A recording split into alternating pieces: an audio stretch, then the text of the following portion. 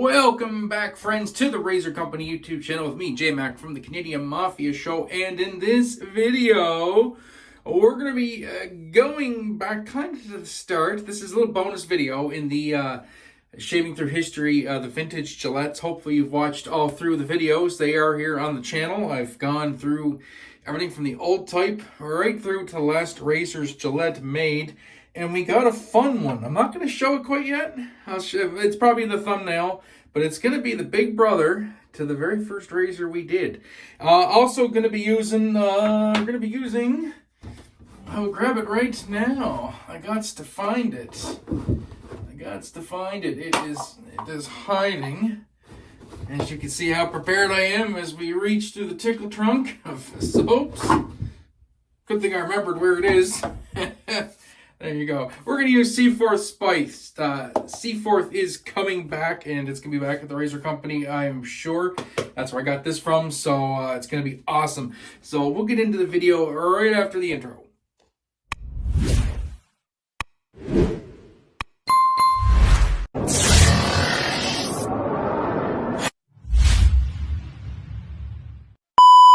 Okay, and we are back, and like I said, this is going to be a fun one. Really looking forward to this one. This is actually going to be my first shave with this particular razor. I got it in the house about a month ago. I think about a month ago, and I've been holding off on using it just to do it here. So, and I've been on the hunt for one of these razors for a long time, and forgot to show the brush at the top, but we have the beautiful Never Alone 5 brush from AKA. I know it's kind of sudsy and dirty. Got that beautiful lather whipped up. I tell you what, if you've never used Spearhead Shaving, the Seaforth line of soaps, oh, they were just absolutely incredible. Such a good base. I love how easy this whips up into a lather. I absolutely love the scent on Seaforth Spiced as well. It's like Seaforth, we'll go on a quick tangent here, but Seaforth was the competitor to Old Spice back in the day. So this was like a counterpoint to Old Spice. So this has some Old Spice vibes. It's got some similarities in the scent notes. Like this has aldehydes in it and some of those spicy notes. But it's got this really nice mandarin orange. To me, to my nose, this smells like if I could describe this, it would be a spicy and not like a warming spice. Orange creamsicle is what I get out of this. I get like that sweetness, the aldehydes give a bit of that spiciness, and then that mandarin in this just pops. I'm so excited that this is going to be staying around because this is incredible. If you don't have spiced, and you like old vintage scents, you owe it to yourself to get spiced. All right, so on to the razor. This is pretty cool, and this once again goes back to Gillette and their marketing, even way back in the early days. So the very first video I did in this series was this razor here, the old type single ring. It's got the locator pins, as you can see on the sides. It's got a curved top plate, curved base plate. It's got the plug comes out, like the barrel comes out. These were the first designs, like so. And then they switched over to the new improved in the 30s, where this base plate has a flat top on it. But this is pretty small. And as you can see, I got pretty large hands. This is a pretty small razor. It's pretty thin, diminutive, whatever. So in 1919, Gillette marketing geniuses came out with this, and I'm so excited to use this. They came out with this, the Gillette Big Fellow. Would you look at that? Get a side-on view, even though I do have a blade loaded in here. You can see it's got a curved, I'll get it away from my dumb-looking face here. Here, you can look at my shoulder. It's got the curved top cap, the curved bottom plate. Put them side by side. So this razor is basically this, but on steroids. I love it. It's like twice the size, twice the weight, and they legit marketed this for gentlemen with larger hands. How cool is that? All right, like even Gillette back in the day, just slinging it. So let's compare it to a modern razor. This is a carved Christopher Bradley with a 4-inch handle. So we'll get them up side by side here. Curve is a little bit longer, but not by much. They are pretty close. They're actually almost pretty close in weight. I'm not 100% sure how much this weighs. It's not that far off from this. This is hefty safety razor. Yeah, awesome. So we'll get into the first strokes. We got a brand new Tatra blade in here. Oh, and we'll just get another quick look at, like, look at that. That's the original silver plating. I didn't do anything to this. I just took it out of the package. I didn't do any extra cleaning to it. I dated this 1920. This razor's 106 years old. All right, gonna do it before the lather dries up.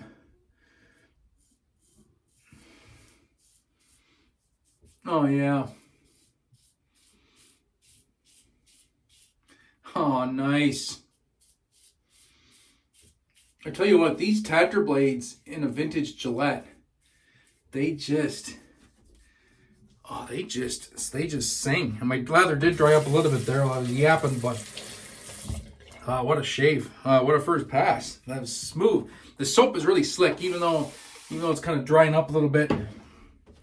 Very smooth. And man, that razor, I tell you, my biggest gripe with any of the vintage Gillettes, because I think with the right blade, they shave pretty good. Do they shave as good as a modern razor? No, I don't think they do. But do they shave pretty good with the right blade? Yeah, they do. You can get a great shave with it, with the right blade.